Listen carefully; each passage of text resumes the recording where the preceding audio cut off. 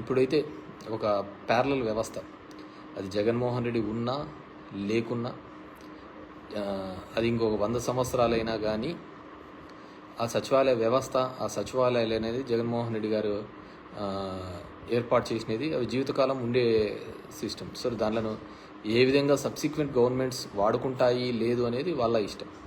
So అది we have to check. So ఇలా వివిధ కారణాల వల్ల అన్నీ ఉన్నాయి. అండ్ ముఖ్యంగా ఓట్స్కి సంబంధించి 49 లక్షల ఓట్లు కేవలం మన ఏపీలో ఆ ఫిగర్ మ్యాచ్ కాలేదు పార్లమెంట్ ఎలక్షన్స్లో అనేది కొన్ని సంస్థలు చేసుకున్న వాటి ద్వారా రావడం జరిగింది.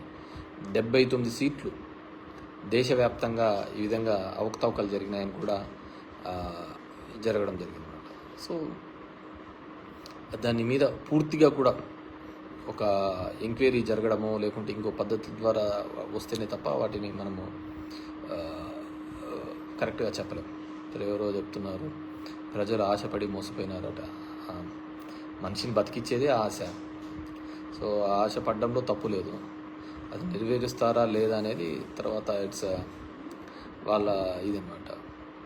We have to see. పాపం ముఖ్యంగా రాయలసీమ ప్రాంతంలో అయితే వర్షాలు లేక రైతులు ఇబ్బంది పడుతున్నారు, పనులు లేక ఇబ్బంది పడుతున్నారు. చాలా ఇబ్బందికరమైన పరిస్థితులు ఉంది.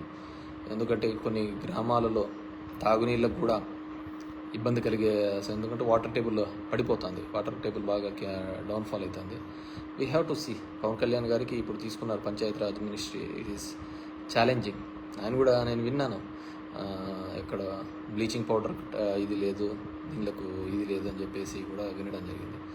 సో జగన్మోహన్ రెడ్డి గారు ఇట్లా ఎప్పుడు కారణాలు చెప్పలేదు. ఎందుకంటే 100 కోట్లు కేవలం 2019లో దిగిపోయేటప్పుడు టైం పెట్టినా కానీ బడ్జెట్లో డబ్బులు లేవు, ఇవి లేవు అని చెప్పలేదు. తన వంతుగా తన చేయాల్సినది కొన్ని రిఫార్మ్స్ తీసుకొని రావడం జరిగింది.